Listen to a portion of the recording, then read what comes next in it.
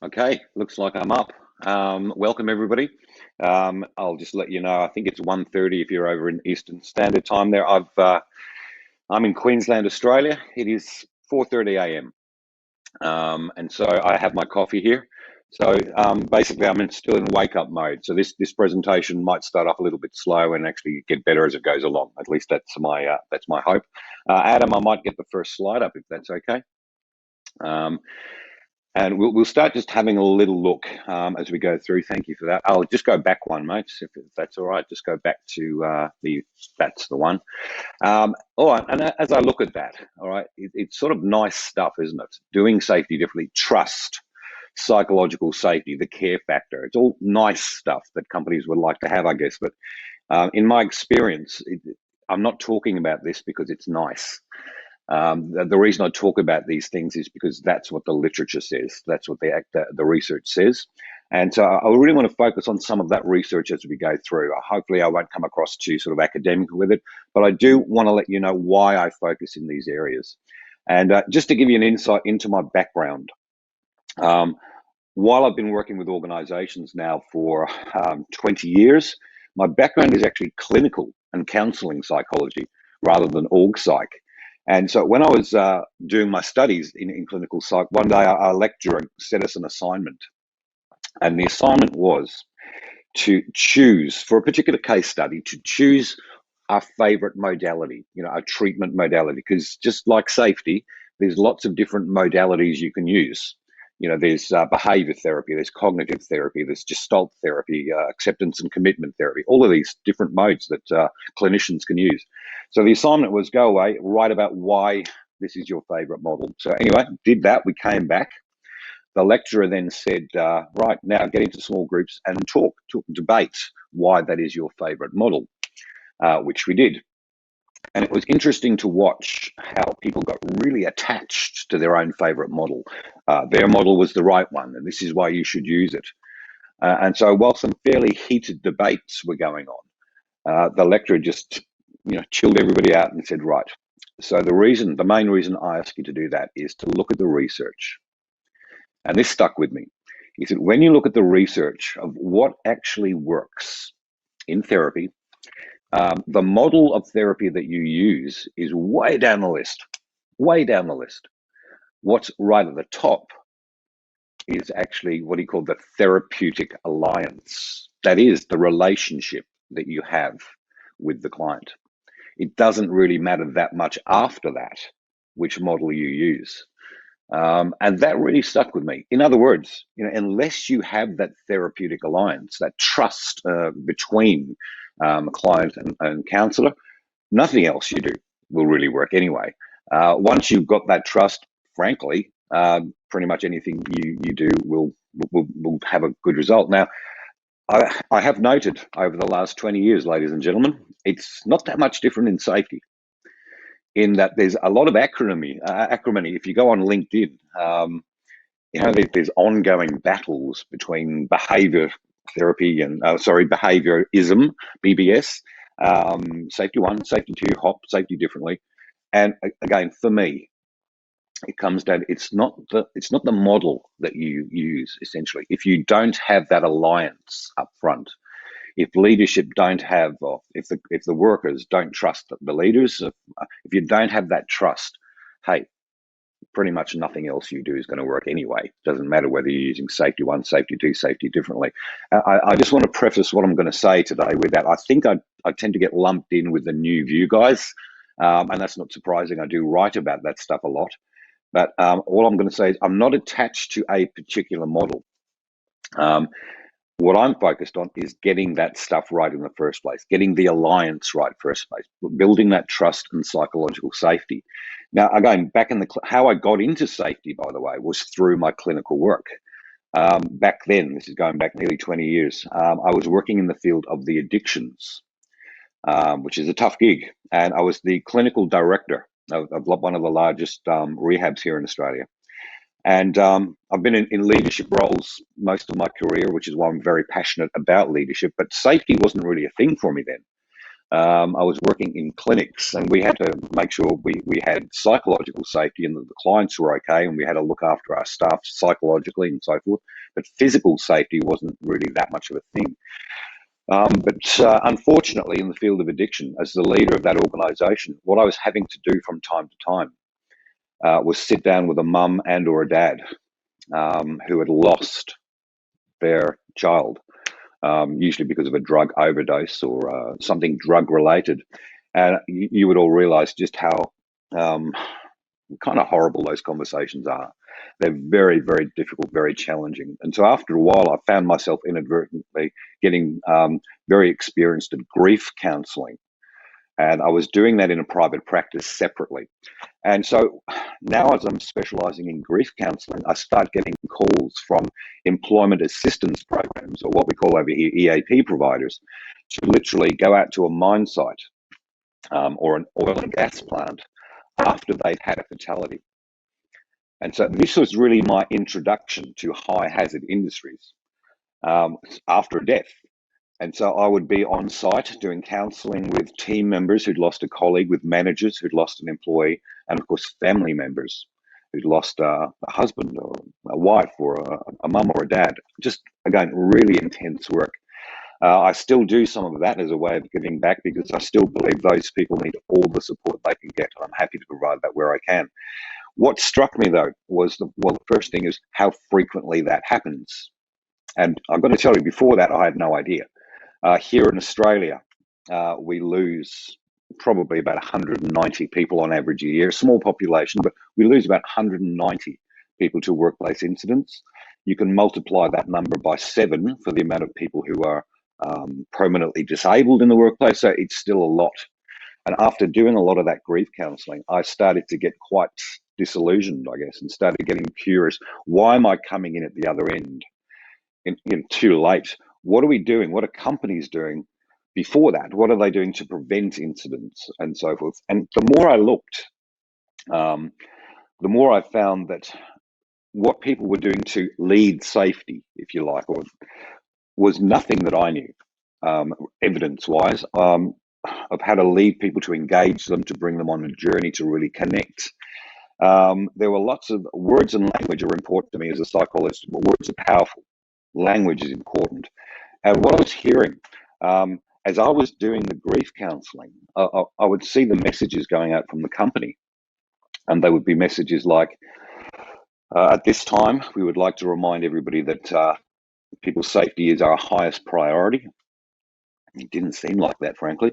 But at the same time they were doing that, they were sending out, or what they were doing was conducting investigations, finding violations by offenders, and doing audits. And I'm looking at this language and I'm thinking, this is a police state. Where else in the organisation do you talk to people like that? And I've noticed safety language is full of that stuff. You have compliance officers, safety officers. After a near miss, you might get audited by and investigated by a safety officer. I mean, who doesn't love being investigated by an officer? So to me, it just seemed very policey. And those of you in the industry would know that, unfortunately, sometimes the safety team get framed with that. They were also frequently using modalities and approaches that really psychologists haven't been using for decades. Radical behaviorism, for example. They would give a reward for going X amount of time without a lost time injury, maybe a cash reward, cash in the bank. And I'm thinking, what? That actually incentivizes non-reporting. Because if we've had an incident that nobody saw it and it's pretty close to the end of the reporting period, why would you speak up? Or if people have been good, we give them a reward. If they've been bad, and yeah, again, this struck me as parent-child language. And so very, very, very hierarchical. And what I'm knowing back then, and what I still know, when I looked at the research into safety and safety culture and safety leadership, the biggest single predictor, predictors are some of the words up on the screen there. Trust, psychological safety, demonstrating care. I've put this out there many times. I'm still to get a rebuke in a sense. If you know of a stronger predictor of safety culture performance than trust? Please let me know, because I can't find one. Psychological safety, which I'll come to in a little while, is trust really experienced at a team level. It is the number one predictor of high performing teams. So this is not just about safety. Again, if you do not have that aligned with your people, very little you do after that makes any difference. So you can blow a couple of million rolling out a shiny BBS program, unless you have first created that trust. Frankly, you've blown your dough. We're going nowhere with that. Now, Adam, I might grab the next slide for a moment and continue. And just to give an insight, just a couple of brief stories, case studies that I've come across. The first shot there, great big, this Australian mine. Those huge 300-ton haul trucks are a very common sight here in Queensland, Australia, where I am. And I got a phone call late last year from a general manager of a coal mine. Now, I'd never met this particular GM, but the mine he was now the GM of, I'd worked there about 7 years previously. I rolled out the Care Factor program. It's a global mining company, so their safety management systems were pretty mature. They were doing pretty well overall. That's 7 years ago. Anyway, the GM phones me up and says, Clive, I understand you worked with us previously. People still talk about it. It made a big impact. However, I've just come on board, and what I'm experiencing is we've had a huge spike in incidents.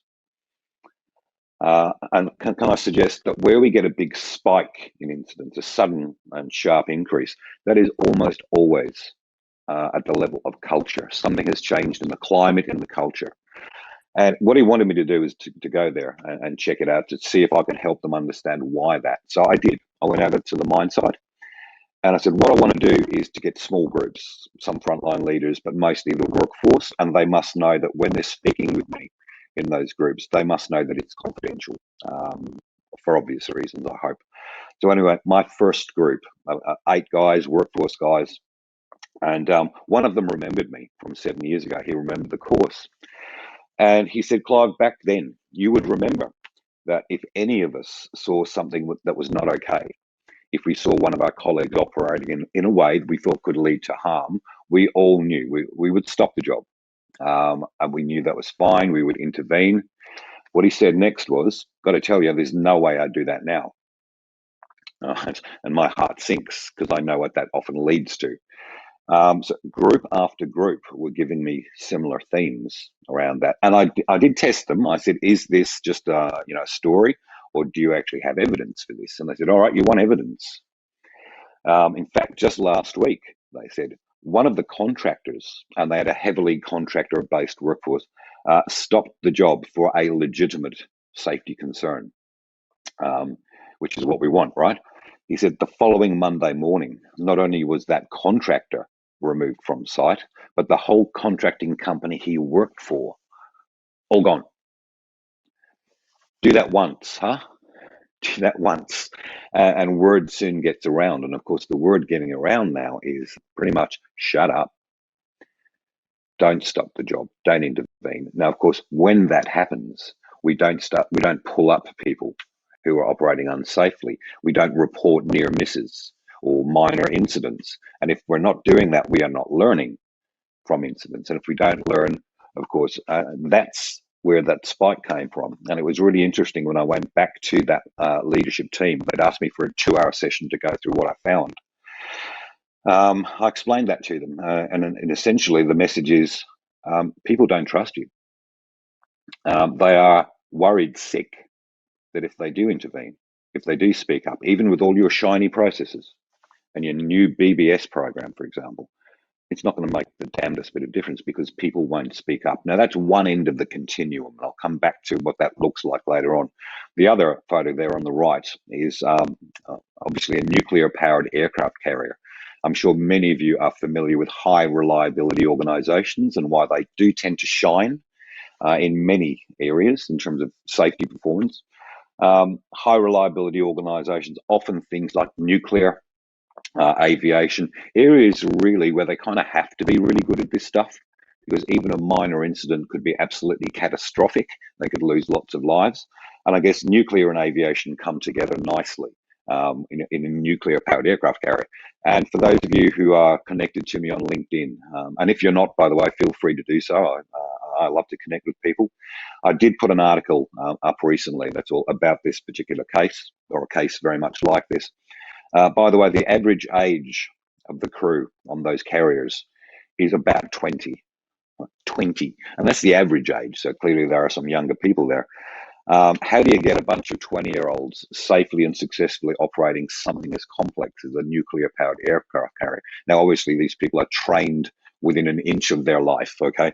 The other thing they have, though, is absolute clear knowledge that they can stop the job. They can shut the whole vessel down should they choose to, because especially in times of crisis, there's no real hierarchical structure.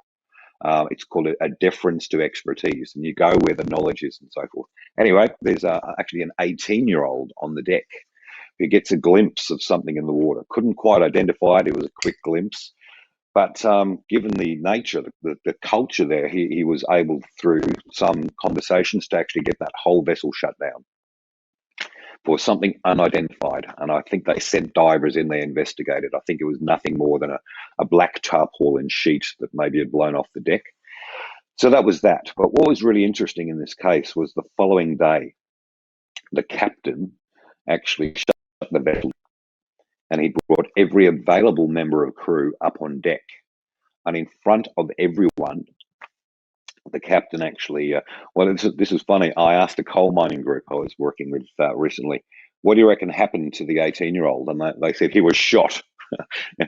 No, that might say something about their culture. He actually received a commendation. Now, the commendation wasn't merely for speaking up.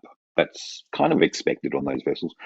The commendation was for picking up on a weak signal, essentially, a pretty weak signal, and taking strong action. And that's what they want. Now, think about it. As he's receiving his commendation, the message going out to every other person on that vessel, reiterated actually, because they all kind of know it, is that around here, not only is it safe to speak up, to stop the job, it's commended. And now this is the other end of the spectrum culturally, if you like, in terms of safety culture. By the way, I'm not a big fan of safety culture, even though I just wrote a book about it. I believe more in culture than safety culture. I guess safety is just a subset of that, and I'll talk more about that later on. If we can get the next slide up, Adam, that would be great. So in a moment or two, I just want to look at the difference. Now, when I do leadership groups, before I talk too much about anything, I usually get the leaders together and I just say, look, I know you have good policies, procedures, or at least a lot of policies, procedures, systems, tools to prevent incidents. You also have good engineering in terms of having guards in place. You've got PPE, all of this stuff. And yet we still have incidents. And I just asked them the question, why do you think that is? Now, on the screen there are some of the most frequent responses I get. All right. In other words, well, they take risks. They take risks, of course. We all take risks. They don't follow procedures. They take shortcuts. They get distracted by other things. They don't speak up. Now, the commonality here, the common word, they.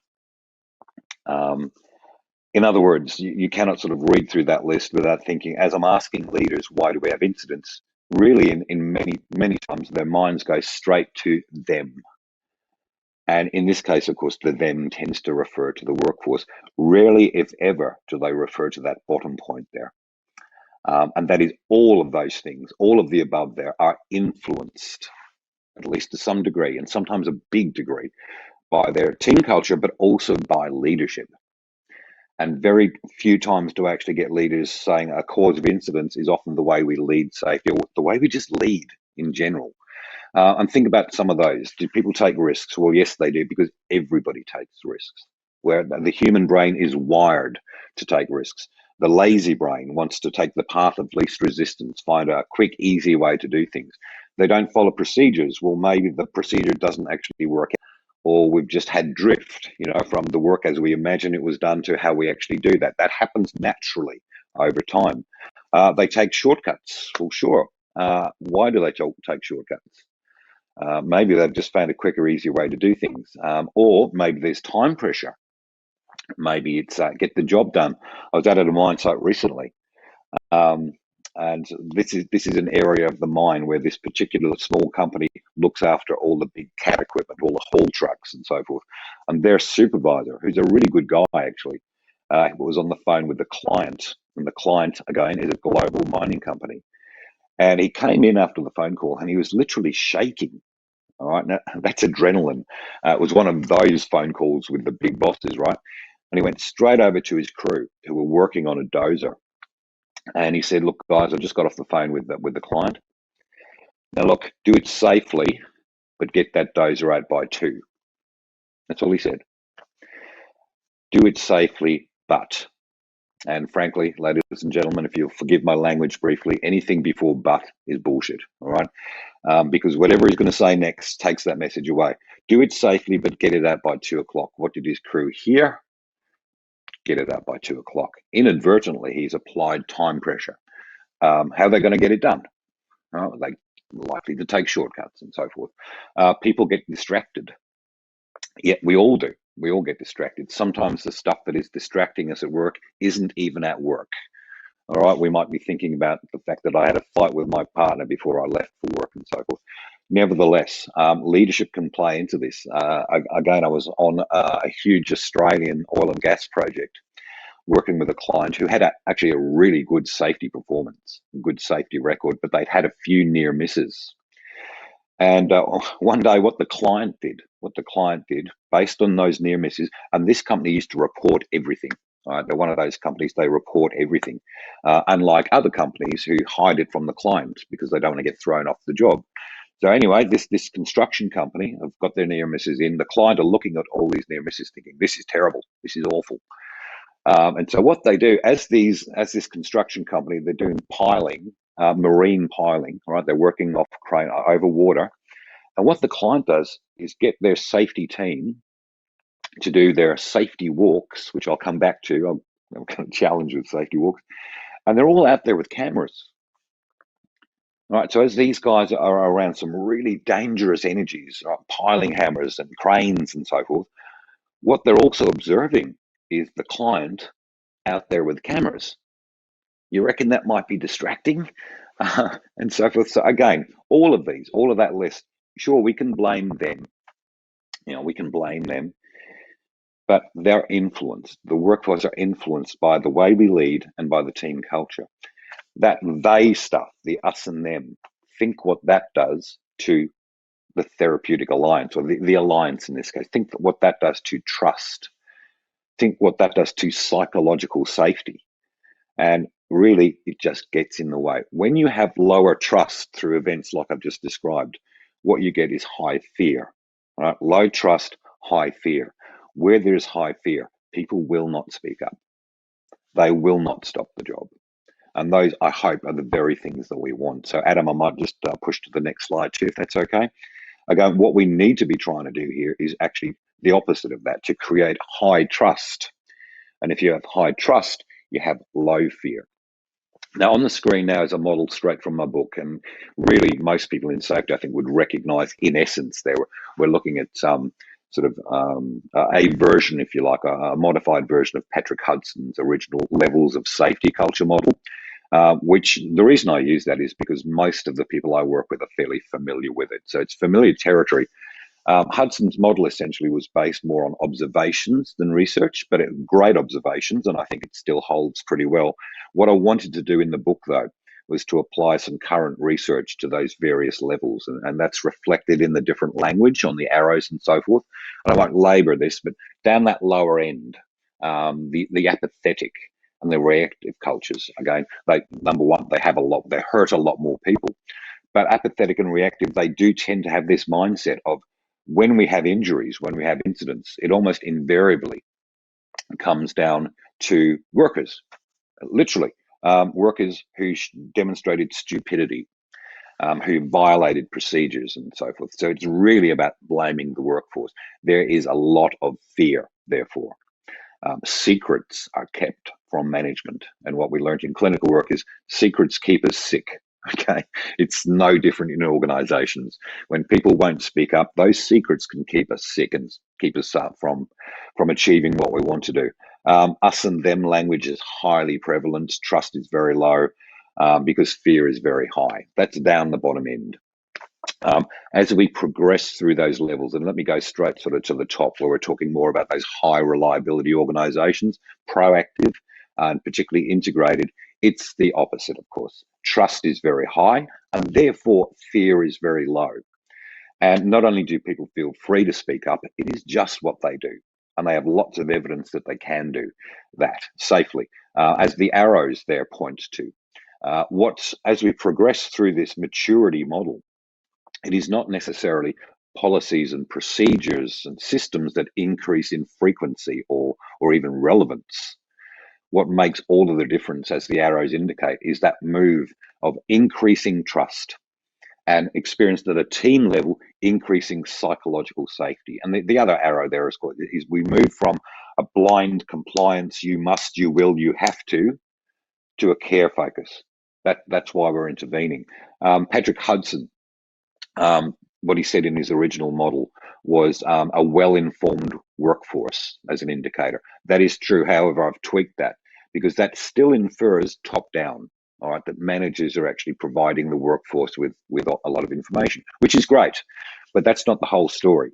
Up the top, it's a two-way flow of information. So it's not just that we keep the workforce informed, rather we're also informed by the workforce. They come to us, we invite them in. And so you get this increasing two-way flow of authentic information. And that's often the difference too. The information is not filtered through fear. The information is authentic because there's no fear in telling the truth.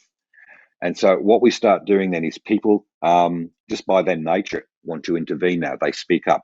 They will pick up on weak signals and are prepared to take strong action. And that alone tends to offset our incident rate. And thanks, Adam. We might move to the next slide there.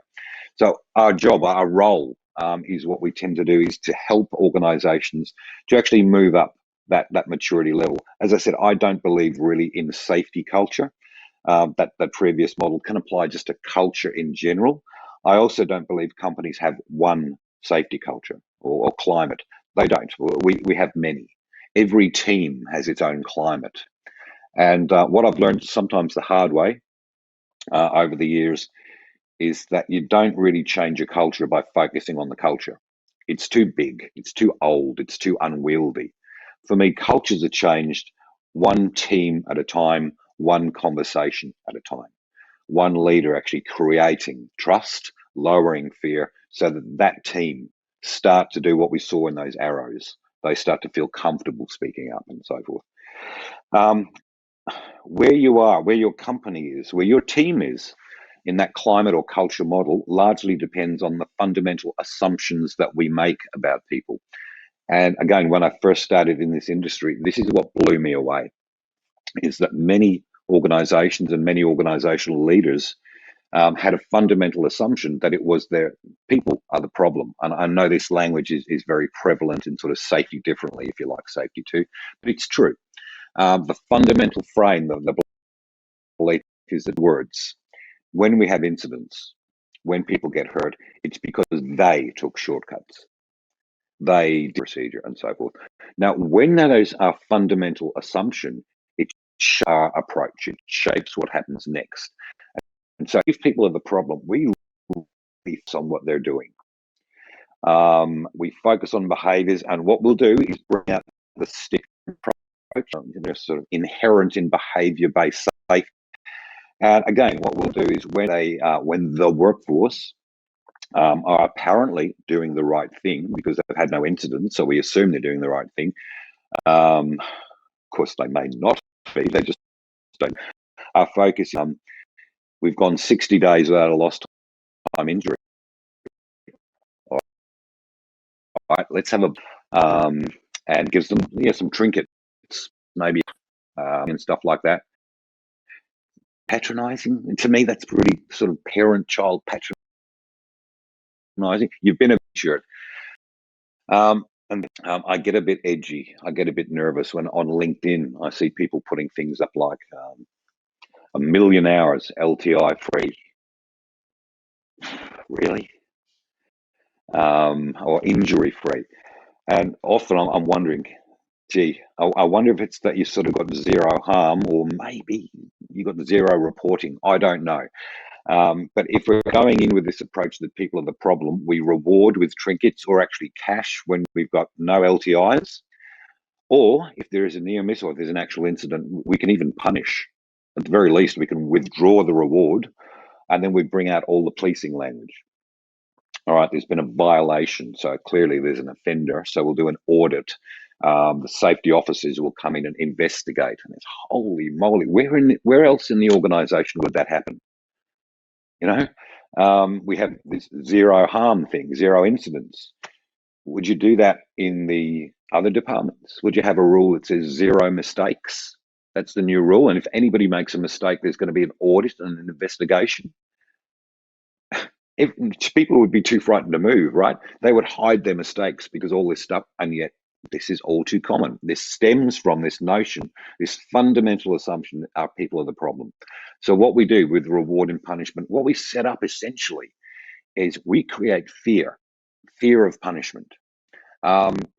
And extrinsic motivation for the good stuff, if you like. The only reason I'm not, or we're not having LTIs, or we're not reporting them at least, is because I want that reward. I want to feel good. But mostly we're creating fear of speaking up.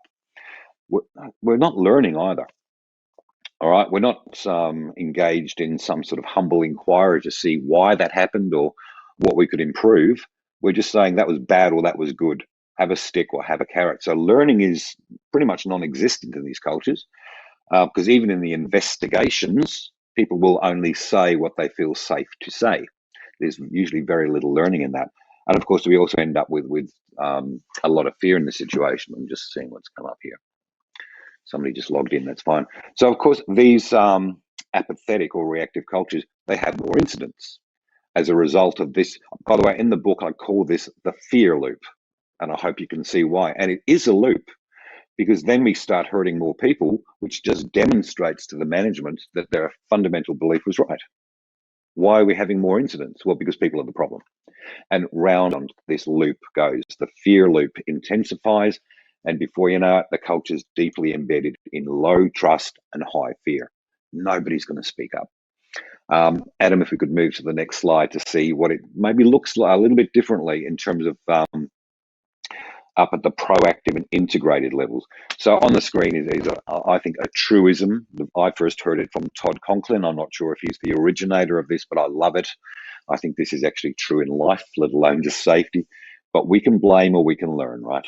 We don't get to do both. If we as leaders are operating from that fear loop, the emphasis goes on blame. As soon as we blame, we get that high fear, low trust. Nobody's going to speak up.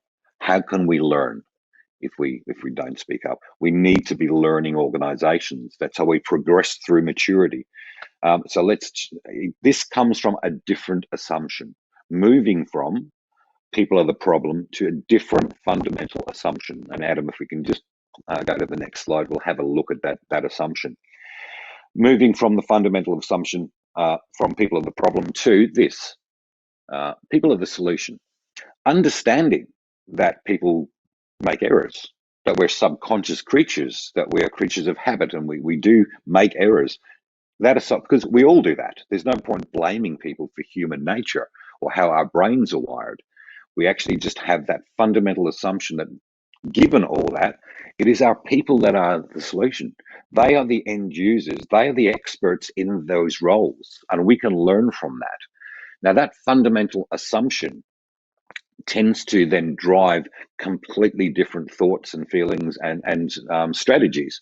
In other words, we don't put our focus on what people are doing. We're not watching them all the time or micromanagement. The focus now becomes on building relationships and what Ed Shine called humble inquiry. In other words, we ask a lot of questions. Do you have everything you need to do this job? Where maybe we thought it was done this way, it's now done this way. Tell us how that move happened. Tell us how you're now risk management, managing that move, that drift, and so forth. What we end up with through doing that is we build relationships, we learn, and we build trust. and engagement and so forth. So at a team level, shared trust becomes what we talk about as high psychological safety. In other words, not just individuals, but the whole team now exist as this learning team. They're able to talk to each other and leaders, and share information, admit mistakes, offer ideas. This is where innovation comes from. You never get innovation with a fear loop because people simply won't share their ideas in case they get shot down. Again, we end up with this intrinsic speak up culture. I'm not speaking up for a reward. I'm speaking up just because this is what we do. This is who we are. Again, proactive integrated cultures, less incidents. Why are we getting less incidents? Because of that fundamental assumption, our people are the solution. This again becomes a self-fulfilling prophecy. And I call this the trust loop. I talk a lot about this in my book. And that's much more endemic in those proactive and integrated cultures. And Adam, if we could just move that slide on a little bit, that would be awesome. Some great work done by people like David Proven and others on the concept at the bottom of that slide, work as imagined versus work as done. And I talk a bit about this in the book. To me, it's one of the best things leaders can do. And please understand, there is always, in my experience, there is always a gap between how leaders imagine work is done, as designed and done, and how work actually is done by the people on the ground. And that's quite a natural psychological process. People find quicker, easier ways to do things. I mean, think back to when you first learned to drive, okay? Especially when you learned to drive to pass your driving test. And if you're anything like me, it was very, hands on the wheel. Back then it was 10 to 2 on the steering wheel. I think it's changed. I think it's 2:45 now. I would never ride the clutch, always put the handbrake on at traffic lights and do it all like that. Maybe the examiner imagined that that's how I would drive for the rest of my life. And as you all know, that is simply not the case. There's been a lot of drift from how we learned to drive to pass our test and now how we drive. And let's face it, we probably drive in less safe ways. It's no different in the workplace. Now, the thing is, there's a lot of talk now about doing analyses, if you like, not investigations, analyses of the difference between work as imagined versus work as done. So we can see the gaps, which is a good thing to do. But think about it. If we have not first overcome mistrust or created the trust that we need in the first place, you go and ask the crews, so look, show us how you actually really do the job. Now, what are they going to tell you? They're just going to say, we do it exactly as you told us. They're just going to go into denial and so forth. And you'll never really know about the gap.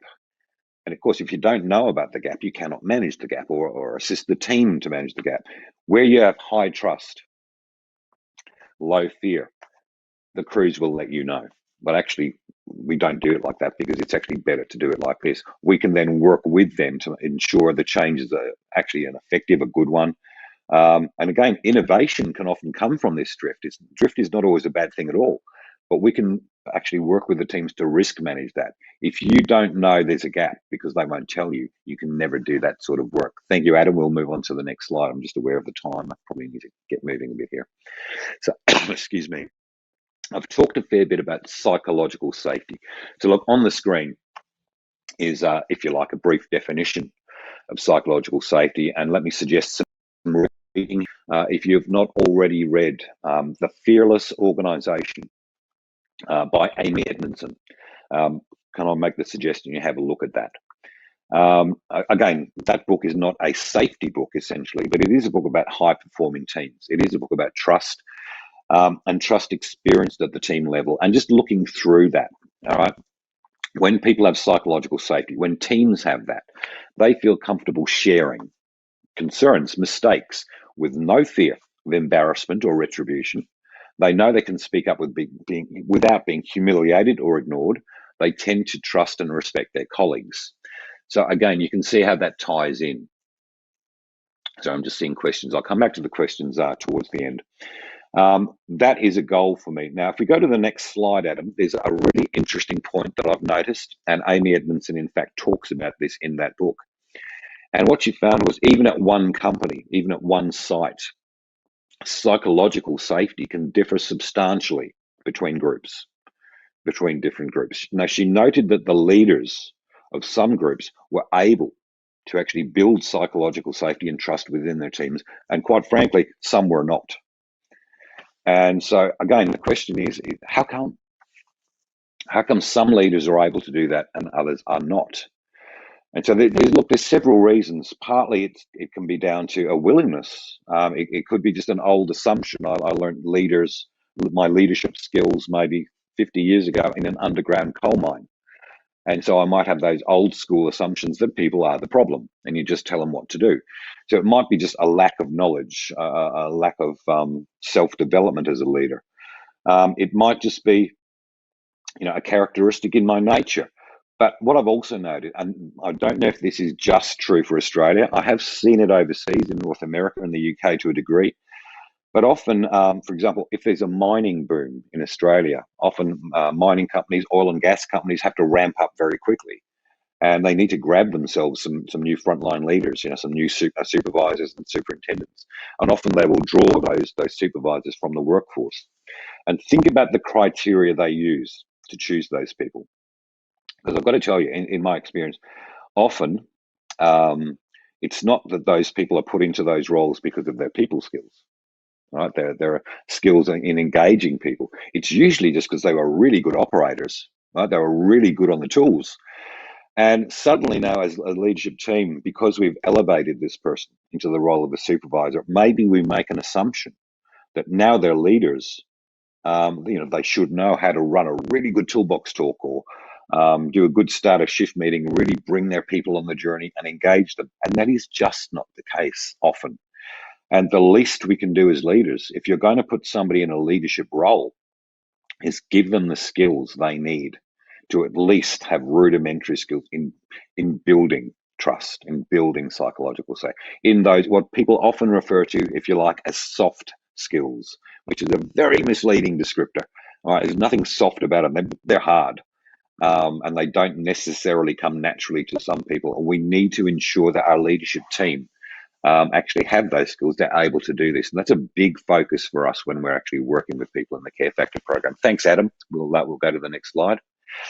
Because it's still sort of 4:30 a.m., I'm really needing to keep my coffee intake up. So just bear with me for a second. On the screen is a study that was done in Australia, in Australian coal mines, actually.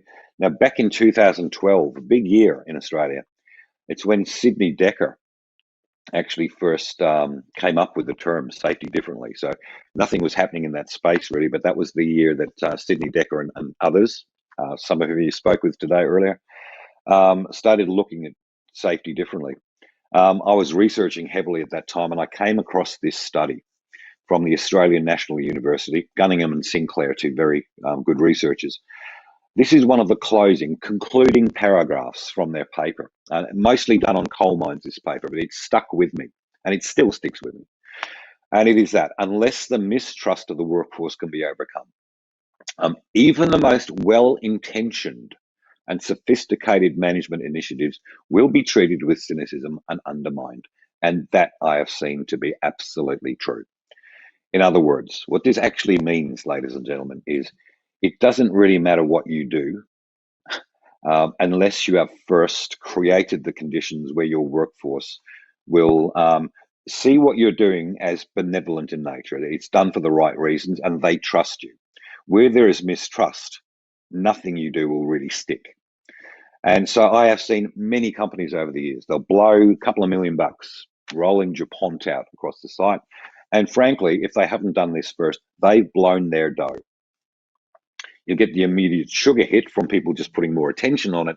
But really, if the workforce are treating it with cynicism, and often they do, they think like this, here we go again. Flavor or not, they're doing more safety to us. Unless you first overcome mistrust, then you're blowing your dough. Thanks, Adam. We'll go to the next slide. So trust is absolutely crucial, trust and mistrust. Now, look, when we look at the research, and again, I'm yet to find a stronger predictor of safety climate than trust. And when we look at the research around it, trust may be a little bit more complex than we assume it is. It's a simple concept. But there are three key factors that we consistently, that should be the fourth factor actually, consistency, we need to consistently demonstrate Three factors are: number one, integrity. Probably makes perfect sense. Nobody's surprised by that. In other words, I do what I said I was going to do.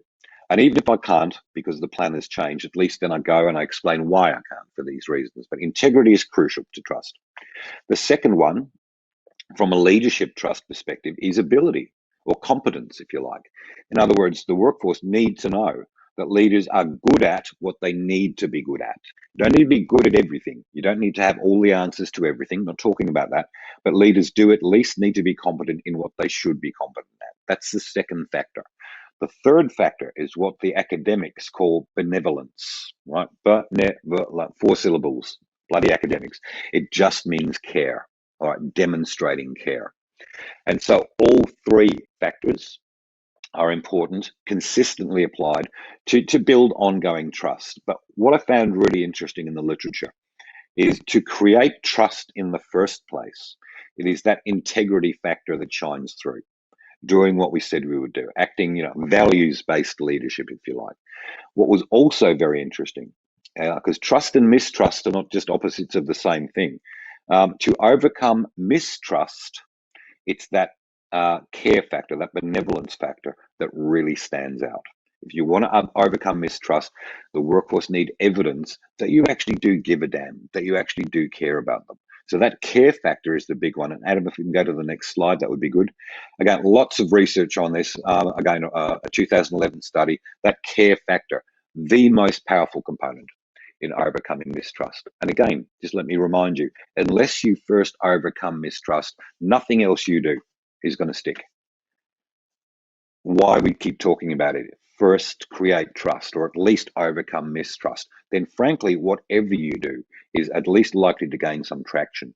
So again, while I'm lumped in with the new view guys, the safety differently, safety two guys, I'm not attached to particular models. In my book, I don't even mention safety two or HOP. I do talk about safety differently, but I leave it till the final chapter. I'm not attached to a particular model, just like the clinical stuff. It's not about the model. It is not about the model. It is about the alliance. It is, have you created that alliance, built the trust, and then you bring in whatever you want. Now, having said that, I will say this.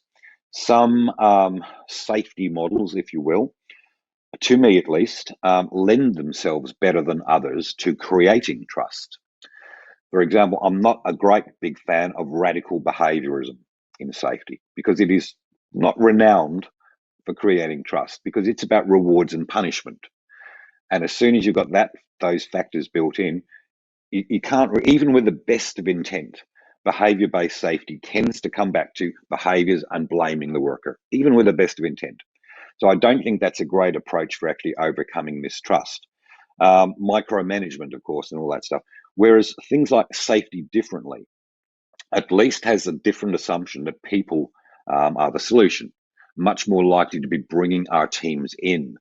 And again, the only reason that I'm an advocate for safety differently is not because of the model per se, it's just because it does lend itself more to actually overcoming mistrust and building trust. And so that's why I'm there. Adam, if we could get to the next slide, thanks, it would be great, mate. Just aware of the time. So one of the things I do, and this invariably goes one way. Again, when I've got some leaders in front of me, I get them to put their hand up if they believe that generally leaders do care about their teams. And what happens is most, if not all, of the hands will go up, okay? Which I agree with, by the way. I think fundamentally most leaders do care about their teams. Where it gets interesting is the next question. And I ask leaders to put their hand up if they believe generally leaders are really good at demonstrating care to their teams. And it's stunning what happens, all right? Very few, if any, hands go up. So, in other words, it's not that leaders don't care. They generally do. But either they're sort of not very good at, or maybe less willing for various beliefs they hold to actually demonstrate care. And then this begs the question. If they're not particularly good, or they just don't demonstrate care to their teams very often, how would their teams know that they do care? Right? So they just don't. So unsurprisingly, then, when I go to work with the crews and I ask them question one, do you believe in general here leaders care about you? I don't get many hands, which is a shame. right? Because leaders actually do care. And again, it's how do you sort of demonstrate care? I'm not talking about sort of going around hugging everyone, but just basic stuff. Actually having real conversations. I mentioned safety walks earlier. This is a real bugbear for me. Again, not sure if it's the same everywhere. I don't think it is. I know some similar democracies like the US and the UK do this too. Safety walks. Frankly, I'm not a fan. Um, Intent is good, but usually they would be more accurately described as unsafety walks, because that's actually what we're looking for when we're doing them, right? The unsafe stuff. Usually out there with a clipboard. And so there's a company I was working for recently. They actually have KPIs around this for their leader. Another thing I'm not a fan of. I'm not a big fan of KPIs in safety, full stop, but this one, no. Each leader has a KPI to do 8 safety walks a month. So essentially that's 2 a week. Now, frankly, none of the leaders really like doing them. And so what tends to happen is they all leave it till the end of the month, right? And then they get their numbers up. Now, of course, what happens is towards the end of the month, leaders are out there all the time. The workforce know what's happening. They know they're going to be coming. So tidy up, guys. Tidy up. They'll be out in a minute. And it all becomes a bit silly for me. How about just dropping that safety thing? Just go for a walk. Just go for a walk. And as you're walking around, humble inquiry. Just ask questions. Focus on what they're doing well. But what do you need from us? Do you have everything you need? Tell me what's changed about this job. Tell me how you risk manage this. And just have comment. Don't just talk about work or safety. How's the weekend? And I know this might sound a little flippant, but I often say this to senior leaders. Here's a KPI for you, based on everything I've just been talking about. Here's a KPI. What percentage of the names of your people's children do you know? Now, that's a KPI. If I know all or most of my people's children's names, what does that suggest that has happened in the meantime? All right, we've had lots of conversations. That's what it can look like to actually demonstrate care. That's just a fairly flippant suggestion. But think of the care people experience when leaders talk with them about that stuff too. Adam, if we can go to the next slide. I'm just looking at the time here. That would be really good. Again, just this kind of towards finishing off here, but again, the research is absolutely clear. Evidence is mounting that a leadership style, if you like, where leaders develop these effective bonds, not best friends, not hugging all the time, just regular effective bonds, helps facilitate this trust development and positively influences safety. And I'm going to keep banging on about this because I've noticed it doesn't matter what you do. If you haven't actually got this up front, it's not really going to make much difference. So we'll go to the next slide too. Adam, I'm just very aware of the time and I need to start wrapping up. I do like to leave leaders with just a little bit of a plan. This is John Whitmore's GROW model, but just quickly, coming days and weeks, maybe after what we've spoken about today, or what I've spoken about actually, how do you want things to be as a leader or a leadership team?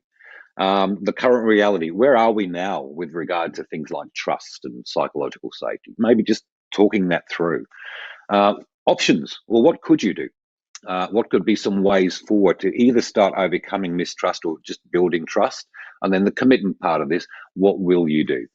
And if I can help anybody discuss that, please get in touch. Please let me know. If you go to the next slide, Adam, what I will suggest people do is to grab that. That's my new book. It's really all about how to do that, how to move towards this next generation of safety leadership, up to sort of proactive and integrated. The companies that are doing that, the leaders that are doing that, what is it that they're thinking and doing differently? And so the book is really aimed at that. For those of you interested in purchasing, you're much better off, I believe, going to Amazon because they're cheaper than my publishers. I actually get a discount rate from the publishers, and for some reason, it's still cheaper on Amazon. That'd be my thought. Just, you can jump onto Amazon. You can get a hardback or an ebook on that, and that's my recommendation. All right, Adam, we'll go to the last slide, which is about questions, and I think there's some questions here. How can a safety supervisor start to move towards care? When we're in a toxic culture, isn't that management's job? Look, I'd say it is sort of leadership or management responsibility, but please don't wait. All right. If the culture from up here is not where you want it to be, and we feel that, right? We feel toxic cultures. But if you're a supervisor, do what you can do. And often what I find with the frontline leaders, you can have overall maybe one of those sort of reactive or even apathetic cultures. But often you do find that within that culture, there are still these pockets, some teams that actually are doing okay, that thrive, that still will speak up, will sit. And what that's essentially meaning is that particular supervisor is pretty much acting as a buffer. Well, there's a fire alarm going off. I hope that's not going to bug you guys too much. It's not me. But I may have to leave shortly if that is anything but a test. It's about, again, within your own team, one conversation at a time. Let them know it is safe to come to you. You as a frontline leader can at least build trust within your own team, even if it's not at a wider level. And look, frankly, this is how cultures change, one team at a time, one frontline super. That, of course, needs to be enabled by leaders up here. It's difficult for frontline leaders to be prepared to take that step if they're not also backed in that process by their management. So it's a tough one conversation at a time. And again, there's a lot in the book about how frontline leaders can actually do that. I'm just checking here. Soft skills need to be renamed. Critical people skills, absolutely right. Absolutely right. There is nothing soft about them. These are critical skills. And again, let me reiterate, the strongest predictor of safety cultures is trust. And the number one predictor of high performing teams is psychological safety. Nothing soft about it. These are critical skills. And we as leaders need to put our focus on ensuring that our people have those. Is this a comment? How dangerous is hypocrisy? Yeah, quite dangerous in that, of course, when people detect hypocrisy, what that does, of course, is raise cynicism and mistrust. And when we've got cynicism and mistrust, what you don't have is trust and psychological safety. It's overcome, of course, by that integrity factor, doing what I said I would do. If we're being hypocritical as leaders, please don't think it won't go. It'll be noticed, and it'll be taken on board. What have we got here? Great to see you again. What language do you use to contrast officer, advisor, investigation? Yeah, great question. Language is powerful. Words are important. In the book, chapter 10, I talk about a guy called Simon Bowen, who's a brilliant next generation safety leader. In fact, he's got a lot of what he does in the book. And at London Luton Airport, they made the journey, I guess, from traditional to doing safety differently. He changed a bunch of language. So he sort of just helped reframe his safety officers. They became safety coaches. Yeah. Safety audits or safety investigations became learning events. Now, it might sound pedantic, but those words have very different meanings. You know, if we're conducting a learning event, that's got to be a lot less threatening than an accident investigation or an audit. So literally in the book, I talk a lot about the difference, what language we can actually change. And again, the language really comes from the assumptions we're making. If it's people are the problem as our fundamental assumption, well, of course, we're going to tend to use language like investigations and violations and offenders. If we view people as the solution, well, that automatically tends to lead to different courses of action. We actually view it as learning events and so forth. Can you give an example of an organization where such idea of trust and psychological have been actually implemented?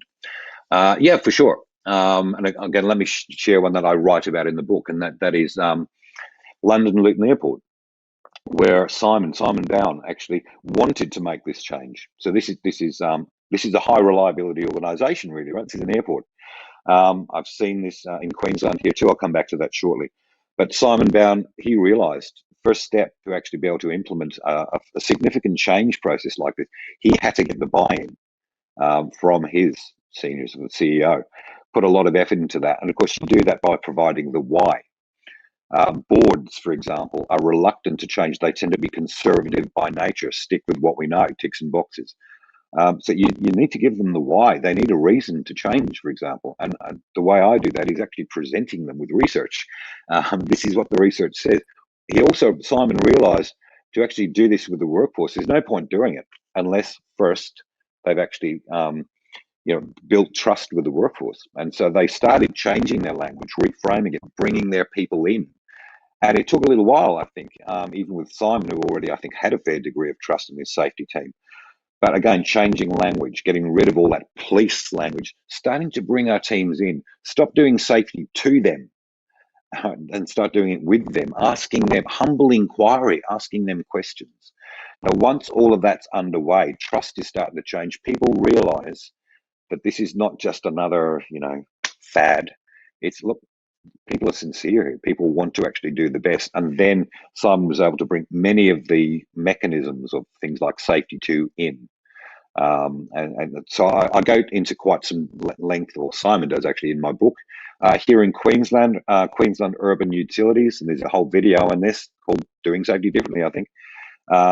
They again just really took a safety two approach and rolled it out across site. And I think it was Stephen Harvey from Queensland Urban Utilities on a podcast. He was saying they were kind of 18 months into the change process, and they realised it had taken about 18 months to actually, have sufficient trust amongst the workforce to be able to do it properly.